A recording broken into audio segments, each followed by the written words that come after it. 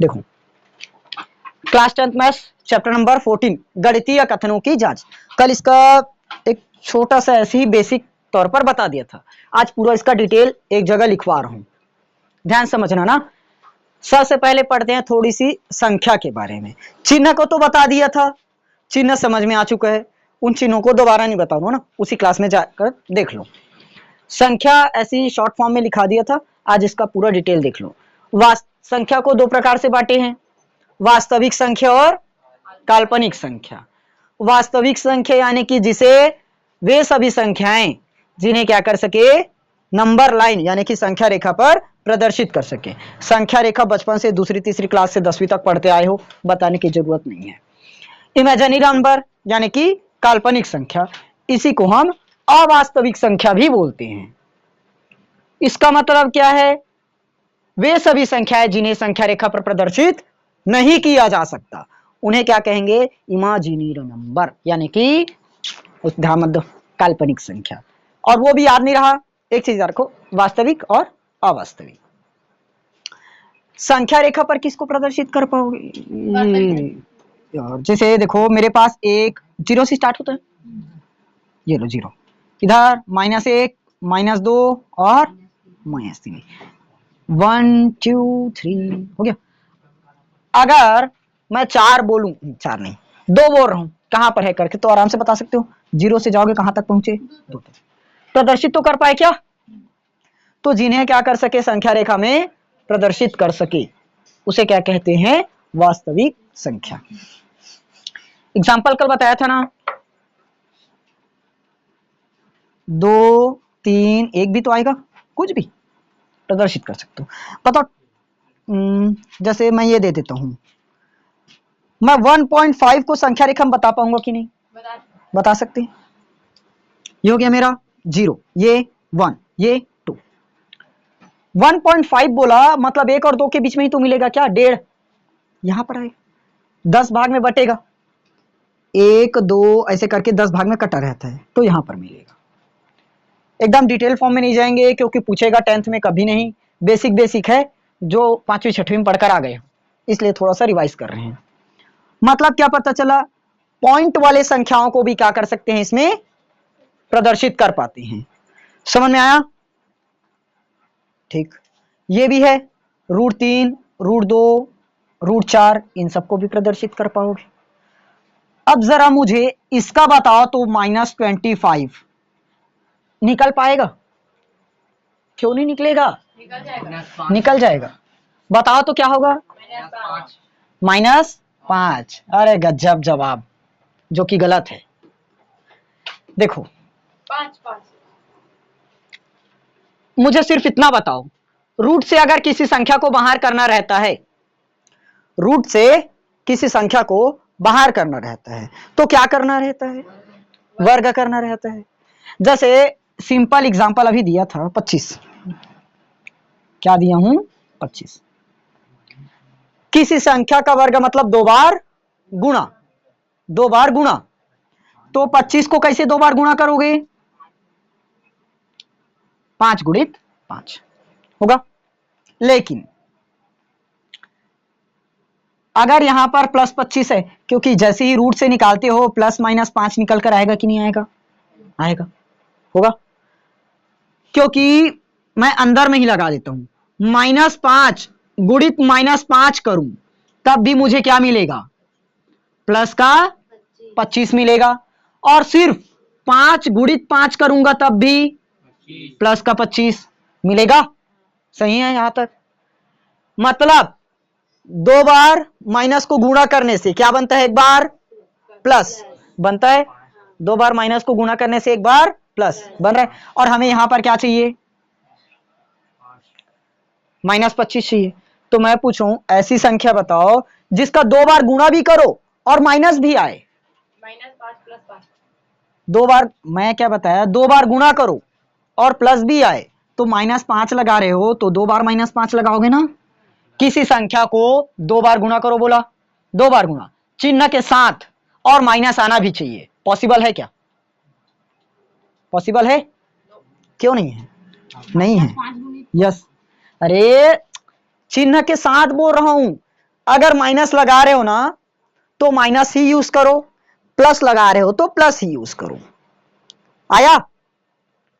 जैसे अभी एक बार बोल रहे हो 5 गुणित -5, अपने को 5 गुणित -5 नहीं करना है, या तो -5 गुणित -5 करना है या तो +5 गुणित +5 करना है।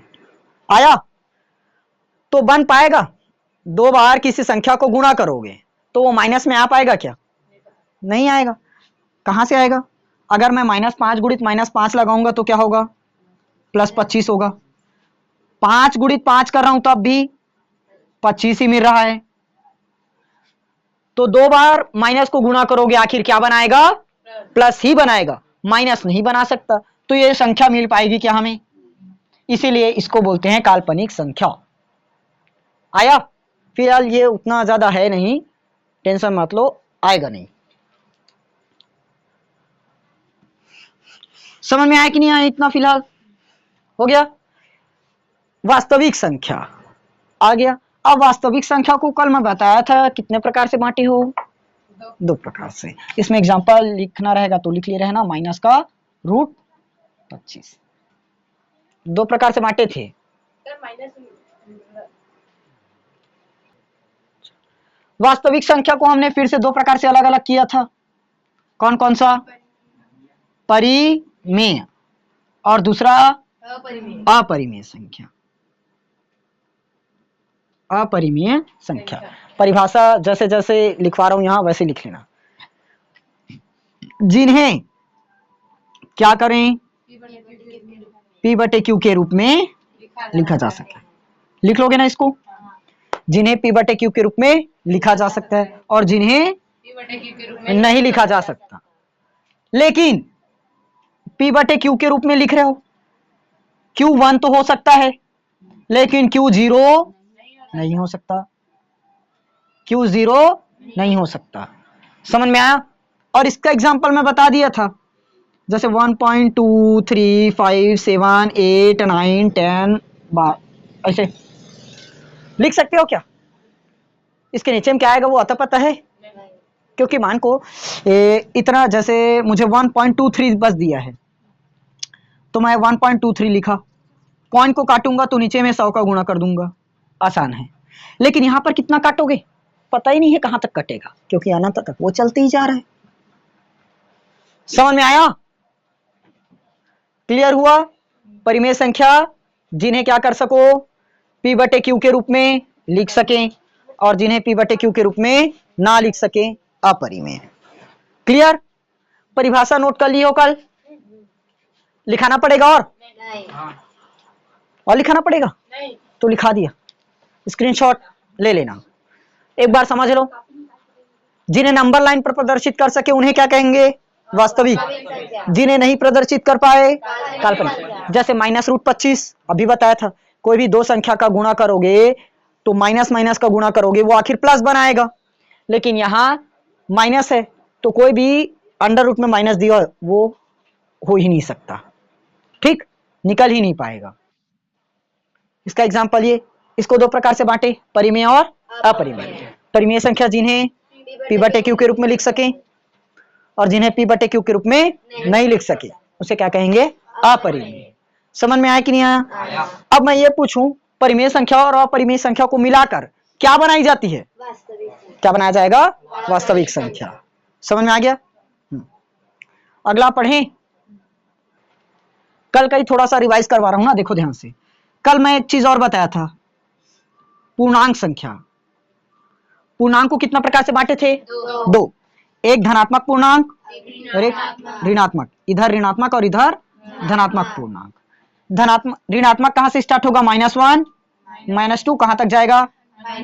माइनस अनंत तक। इधर +1, +2 कहां तक?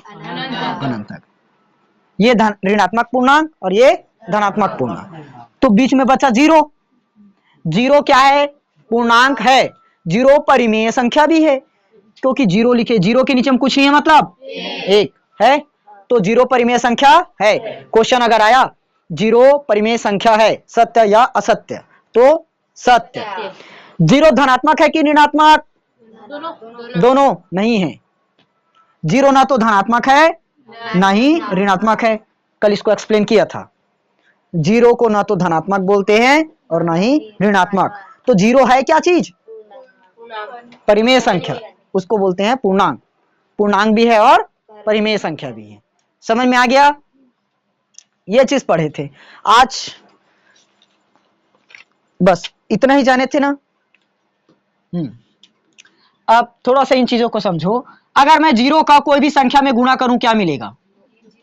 ये तो साफ है, जीरो का कोई भी संख्या में गुणा करोगे क्या मिलेगा? जीरो। समझ में आ गया? और अगर जीरो को जीरो से भाग करोगे क्या होगा? एक। जीरो जीरो जीरो कौन बता है एक? अपरिभाषित है ये, अपरिभाषित। क्या मिलेगा? अपरिभाषित, वो भाग ही नहीं जाएगा। ठीक, यहां तक समझ में आ गया ना? सेम कल जितना पढ़ाया था वही आज रिवाइज बस किए हैं, इसके बाद का पढ़ना है अब। ठीक।